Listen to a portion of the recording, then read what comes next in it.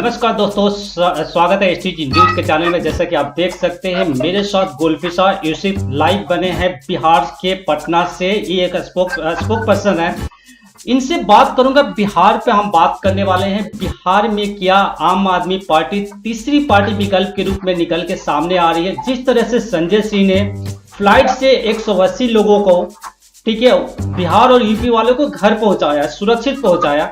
Ma'am पहले तो आपका स्वागत है, आप एसटीजी न्यूज चैनल पर हैं। मैम आपसे मैं पूछना चाहूंगा कि ऐसा क्या हो गया आम आदमी पार्टी इतना, जब दिल्ली में इतनी हालात खराब हो गई कि आनंद विहार में तादाद में, लाखों के तादाद में लोग पहुंच गए, वहां पर आम आदमी नाकाम हो गई और लास्ट में उनको याद आया यूपी बिहार वालों को फ्लाइट से घर पहुंचाने की। थोड़ा इसके आप बताइए।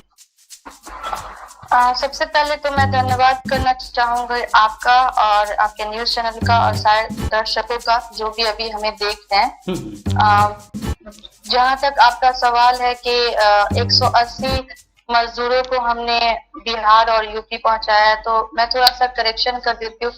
हमने 214 मजदूरों को, जो बिहार के प्रवासी मजदूर थे, उन्हें बिहार लाने का काम किया है और ये एक ऐतिहासिक कदम था।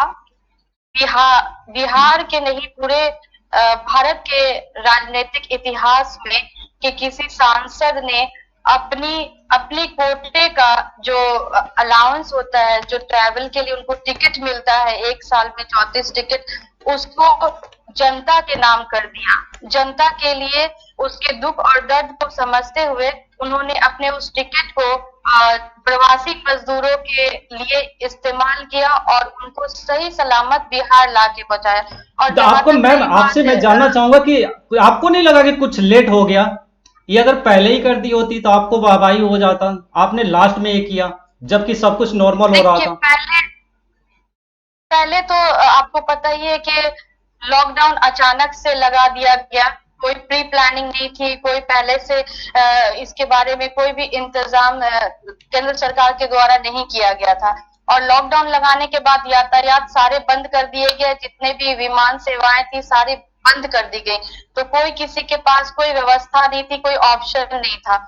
और जैसे ही विमान का आवागमन शुरू हुआ, हमने ये कोशिश की कि जितने मजदूर जो फंसे हुए हैं, जो रोड पे चल रहे हैं, जो पैदल घर जाने के लिए 100-100 किलोमीटर और 1000-1000 किलोमीटर पैदल जाने के लिए मजबूर थे, उनको किसी भी सुविधा से अगर हम थोड़ा सा भी प्रयास करके उनके गांव तक, उनके परिवार तक सुरक्षित पहुंचा सके, तो ये हमारे लिए बहुत सौभाग्य की बात होगी। और हमारे राज्यसभा सांसद संजय सिंह जी ने ऐसा ही इतिहास और एक ऐतिहासिक कदम सारे राजनीतिक दलों के लिए और अपने हर एक प्रतिनिधि के लिए बना के दिखा दिया कि ऐसी भी राजनीति हो सकती है जो जनता के लिए और जनता के हित के लिए की जा सकती है। जैसा कि सरकार एनडीए दावा कर रही है बीजेपी की 110 करोड़ से हम लोगों को, बड़े तादाद में लोगों को हमने घर पहुंचाने के काम किया। अगर आम आदमी पार्टी थोड़ा पहले आ गई होती तो आपको नहीं लगता कि और लोगों का ट्रस्ट बनता? देखिए, हम शुरू से ही इस मामले में कार्यरत थे। पहले हमने 54 बसें चलाई कि यूपी बिहार के लिए, जिसमें गरीब प्रवासी मजदूरों को अपने घर भेजने का काम किया और जो अभी भी जारी है। और आपको पता है कि देश के कितने सारे, खास करके यूपी और बिहार के कितने सारे लोग दिल्ली में काम करते हैं, वहां मजदूरी करते हैं, वहां पे रहते हैं, तो उनके लिए ये व्यवस्था हमने धीरे धीरे बढ़ाई और एक 54 बसों का पूरा जो उनके लिए इंतजाम किया और अभी भी ये प्रक्रिया जारी है। तो हम ये नहीं कह सकते कि हमने देरी कर दी या फिर और जल्दी, क्योंकि जब आपके पास परमिट ही नहीं था तो आप कैसे लोगों को लेके जाते। अच्छा मैम, आपके क्वेश्चन से थोड़ा आगे और करने की कोशिश करूंगा। क्या बिहार में आपको लगता है कि थर्ड विकल्प के रूप में आम आदमी पार्टी आ रही है या फर्स्ट चॉइस है? क्या आपको लगता है? देखिए, जिस प्रकार की राजनीति आम आदमी पार्टी ने शुरू की है, आप जानते हैं अभी का इलेक्शन, जो 2019 का, जो 20 का इलेक्शन हुआ, उसमें हमने काम की राजनीति पे वोट मांगा और जनता ने इस चीज को सराहा और इस चीज को पसंद किया और हमें काम की राजनीति पे वोट दिया। और यही काम की राजनीति पे वोट हम बिहार में मांगेंगे। और अभी बिहार की जो स्थिति है, यहाँ पे एकमात्र विकल्प है जो ईमानदार जो भ्रष्टाचार मुक्त बिहार बनाने के लिए और लोगों के हित के लिए काम करने के लिए अगर कोई विकल्प है बिहार में तो वो सिर्फ आम आदमी पार्टी है। उसके अलावा कोई भी पार्टी उसके आसपास भी नहीं है, क्योंकि भ्रष्टाचार और यहाँ पे जनता के लिए जनता की सेवाओं में इतनी ज्यादा लापरवाही बरती गई है जिससे जनता त्राहिमाम कर रही है। तो जनता इस बार आम आदमी पार्टी को बहुत उम्मीद से बिहार देख के रही है जो कि इलेक्शन बिहार होते में हैं, बिहार और यूपी, ठीक है, दो ऐसे स्टेट जी हैं जहां पर आपको भी पता है, आप ऑनेस्टली थोड़ा सा, आप पार्टी के हट के हम बात कर रहे हैं, आपको आप भी कीजिएगा, आपको नहीं लगता कि यहाँ पर जो है कि कुछ जातिवाद पर भी फर्क पड़ता है? लोग ऐसे चीजों को सेकेंडरी रखते हैं, फर्स्ट में तो रखते हैं जातिवाद की। इस बात को आप मानती हैं कि नहीं? दिल्ली इलेक्शन एक अलग इलेक्शन होता है, यहाँ पर सभी स्टेट से, इंडिया के ऑल ओवर लोग से यहाँ आते हैं। तो बिहार में जो आप बात कर रही है, बहुत अच्छी बात कर रही है, क्या आप किस माध्यम से इस बात को जनता तक पहुंचाइएगा आप लोग? देखिए, पहले पिछले जितने भी चुनाव हो चुके हैं बिहार में उनमें बिल्कुल ही आपकी बात से मैं सहमत हूँ कि यहाँ पे जाति की राजनीति थी। लेकिन अब की जो जनता है, अब के लोग नागरिक जागरूक हो चुके हैं। जो 5 साल पहले का बिहार या 15 साल पहले का बिहार अब नहीं है। अब बिहार प्रोग्रेसिव हो चुका है, बिहार एक बदलाव के लिए तैयार है। तो वो बदलाव अगर बिहार ने लालू प्रसाद यादव की पार्टी को मौका दिया, नीतीश जी को मौका दिया, नीतीश और बीजेपी गठबंधन को मौका दिया, और अब जिस प्रकार की राजनीति आम आदमी पार्टी ने भी दिल्ली में करके दिखाई है, जिस तरह का काम हमने दिल्ली में करके दिखाया है, उससे पूरे देश की जनता हमारी तरफ बहुत उम्मीद से देख रही है और बिहार उससे अछूता नहीं। बिहार की जनता चाहती है कि जिस तरह दिल्ली में 201 यूनिट बिजली का बिल 70 रुपए आता है, वैसे ही बिहार में भी 201 यूनिट के बिजली का बिल 1540 ना आकर के 70 रुपए ही आए।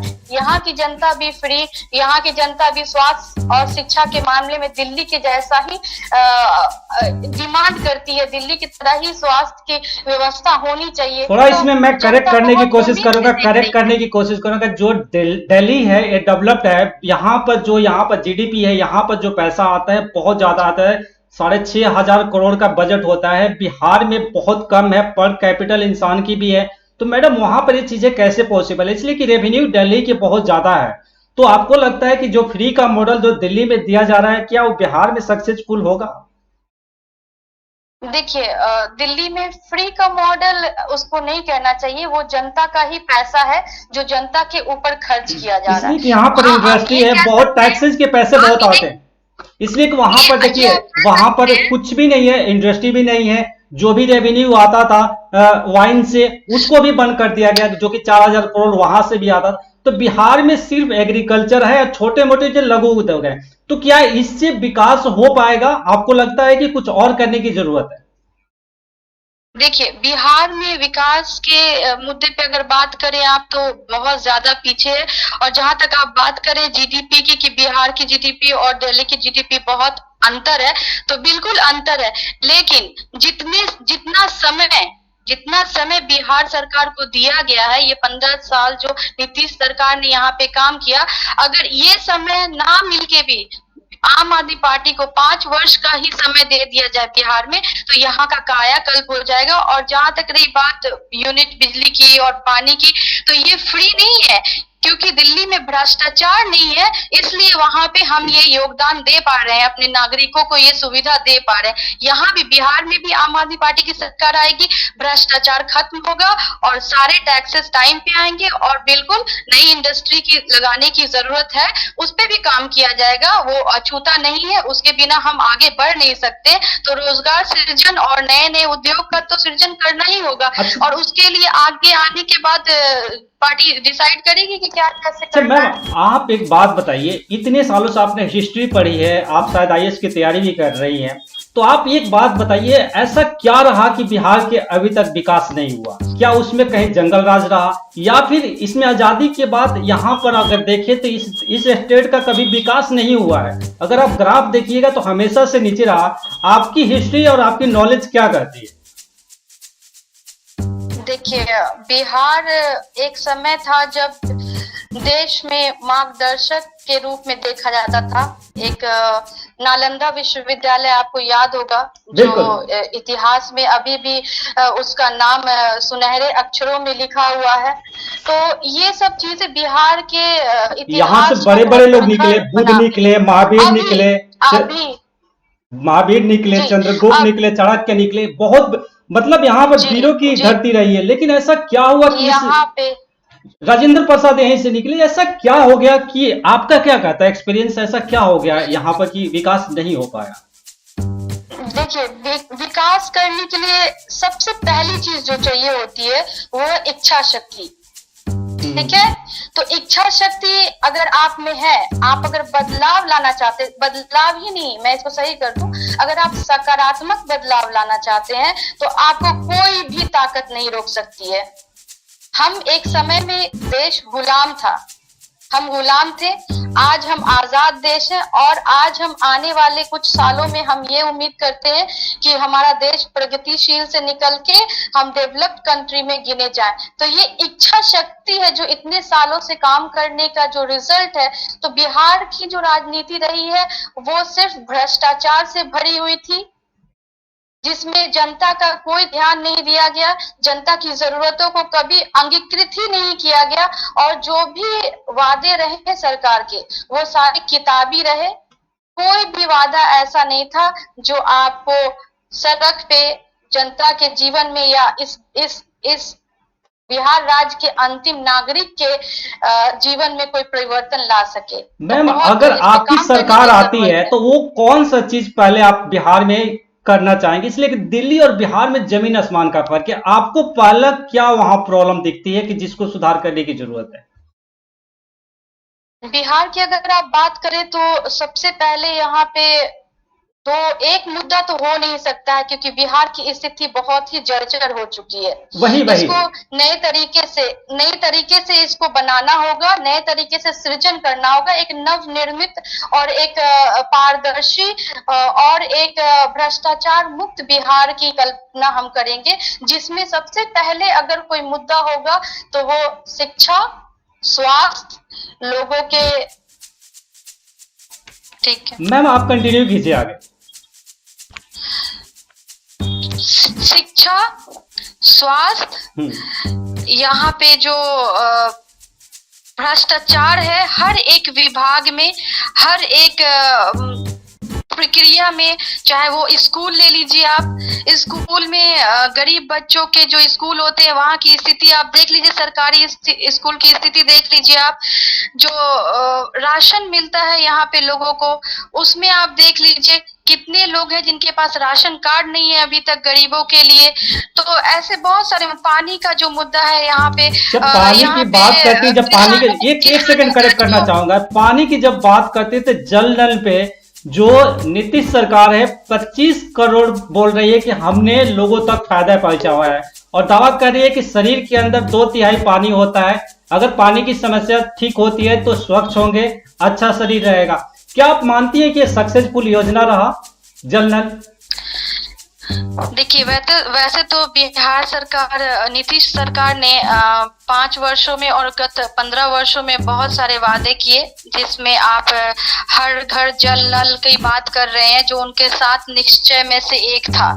तो इसकी अगर आपको जमीनी हकीकत देखनी है तो आप किसी भी झुग्गी झोपड़ी में जाके, किसी भी गांव में अंतिम व्यक्ति के घर पे जाके देख लीजिए कि सच में उसके यहाँ साफ नल और हर घर जल की योजना कितनी कारगर रही है, और कितना इसका किताबी लेखा जोखा और जो इसकी जमीनी हकीकत है उसमें कितना अंतर मिलेगा आपको। ये मुझे बताने की बिल्कुल भी जरूरत नहीं है, ये आंखों देखा हाल यहाँ की जनता प्रत्येक दिन झेल रही है। और जो पानी की स्थिति है, जो जहां पानी आ रहा है उसका जो गुणवत्ता है वो भी किसी से छुपा नहीं है। तो इसमें तो आम जो नीतीश सरकार रही है वो 100% फेल रही है।